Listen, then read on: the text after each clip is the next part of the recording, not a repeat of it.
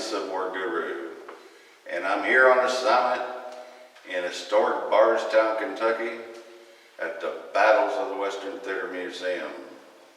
In front of you, you have a magnificent warrior of the South. This is Benjamin Hardin Helm, Confederate General. Also, brother-in-law to President Abraham Lincoln. Let me give you a little bio on Mr. Helm. He was born in 1831 here in Bardstown, Kentucky. And then he went to West Point Military Academy. And in the class of 1851, he was ranked 9th in the entire class. He was a smart gentleman. He got a commission in the 2nd Dragoons in Pennsylvania. And then he decided he wanted to be a lawyer, so the military sent him to Fort Lincoln, Texas, where he became a law student and he graduated. He served 1 term in the Kentucky legislature. He was a state attorney for Kentucky's 3rd district. He was a successful lawyer. He married the half-sister of Mary Todd Lincoln. That was President Lincoln's wife in 1856. And he grew very close and had a fantastic bond with President Lincoln. When the war broke out, he was offered a position in the Union Army. President Lincoln wanted him to come north. He deliberated for a couple of days, and he said, "My friend, I can't do it. My heart's here in the South." So he formed the 1st Kentucky Cavalry, and he received his commission in October of 1861. And then he was made general while they were down in Bowling Green with the other famous Kentuckian, General Simon Bolivar Buckner. He received that commission on March 14th, 1862. He was in charge of a brigade under Confederate General John C. Breckinridge during the Battle of Baton Rouge. And during that battle, he was injured, and it injured bad. So in 1863, he came back to Kentucky and recuperated. And then he went south again, and he formed and created the Kentucky Brigade under the Army of Tennessee. He served in the Tullahoma campaign of Tennessee, and then finally Chickamauga. On the 2nd day of the Battle of Chickamauga, General Helm was mortally wounded and died on September 21st, 1863. The news got back to President Lincoln, and he wept out loud. This is a famous warrior from Kentucky, an outstanding Kentuckian, and famous in the Civil War. This is a wonderful wall painting that you're looking at of Benjamin Hardin Helm. And by the way, his father was an excellent attorney also. Now what we're going to shoot is that we have 2 of the 1st Kentucky's flags. We have a swallowtail, and then we have a regular Cav flag. So we're going to get our famous cavalryman, our famous cameraman, Kenny Rogers, to get over here and get on the 1st flag, and we'll give a little description on it. All right, what we have in view here is a magnificent, absolutely magnificent swallowtail of the 1st Kentucky. And there's a handwritten tag on it, and where it hung in a UCV post, and it says Confederate flag carried by the 1st Kentucky, and can't hardly make out his first name, but it's Wycliffe, and Wycliffe was an officer under General Benjamin Hardin Helm. Magnificent flag, and also we have the original staff that it was on.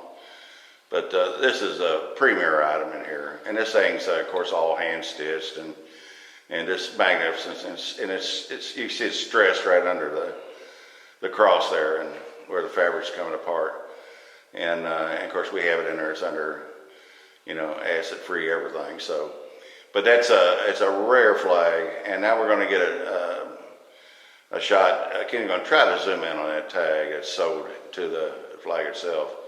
Then we'll move to the next flag.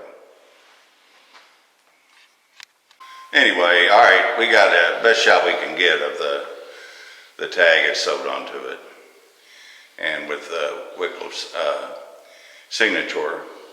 And of course, Wycliffe was also another famous Kentucky family right here in Bardstown, and that home still exists today. It's called the home of three governors. It is magnificent, Georgian type of construction. It's sitting on 52 of the original acres. It's fantastic. But this flag is fantastic. It's absolutely breathtaking. So we're going to move to the next flag. I think Kenny's got you a good shot here. I hope you can read it.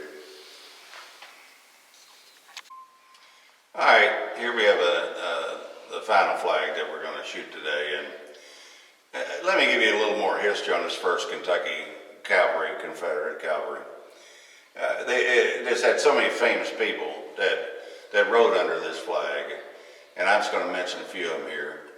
The commanders of the 1st Kentucky Cavalry were, of course, Benjamin Hardin Helm, then Lieutenant Colonel Thomas Woodward, Major J.W. Caldwell, and Captain J.W. Griffin.